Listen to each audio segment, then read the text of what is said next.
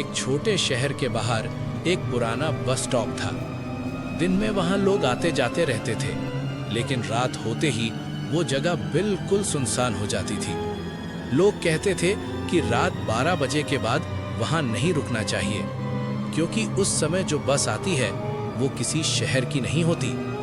लेकिन ये बात आकाश को सिर्फ एक अफवाह लगती थी। उसे इन बातों पर बिल्कुल विश्वास नहीं था। एक रात आकाश अपने दोस्त के घर से देर से लौट रहा था। घड़ी में लगभग 12:10 रात हो रहे थे। आखिरी बस पहले ही जा चुकी थी, इसलिए उसे बस स्टॉप पर इंतजार करना पड़ा। चारों तरफ अजीब सा सन्नाटा था। हवा धीरे धीरे बह रही थी। स्ट्रीट लाइट बार बार झिलमिला रही थी, जिससे माहौल और डरावना लग रहा था। आकाश बस स्टॉप की बेंच पर बैठ गया। तभी दूर सड़क पर उसे बस की हेडलाइट दिखाई दी। बस धीरे धीरे बस स्टॉप के पास आकर रुक गई, लेकिन उसमें कोई आवाज नहीं थी, ना इंजन की आवाज और ना ही लोगों की।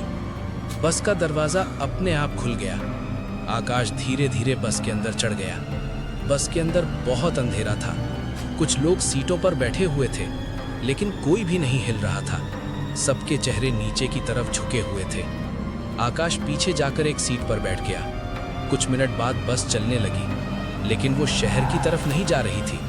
बस एक सुनसान जंगल के रास्ते पर मुड़ गई। ये देखकर आकाश घबरा गया। वो जल्दी से ड्राइवर के पास गया, लेकिन ड्राइवर की सीट पर कोई नहीं था। बस अपने आप चल रही थी। तभी पीछे से एक धीमी आवाज आई। आवाज बोली, ये बस वापस नहीं जाती। आकाश डर के मारे पीछे मुड़ा। अब सभी यात्री धीरे धीरे अपना सिर ऊपर उठा रहे थे। उनके चेहरे सफेद और डरावने थे। उनकी आंखें पूरी काली थीं।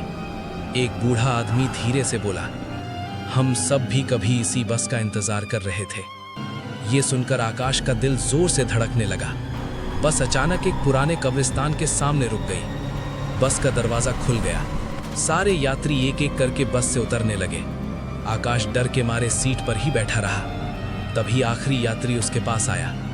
उसने धीरे से कहा, अब तुम्हारी बारी है। अगली सुबह लोग उसी बस स्टॉप पर एक नया लड़का बैठे देख रहे थे। वो बिल्कुल चुप था और उसकी आंखें पूरी काली थीं। रात 12 बजे वही बस फिर वहां आकर रुक गई, जैसे किसी नए यात्री का इंतजार कर रही हो।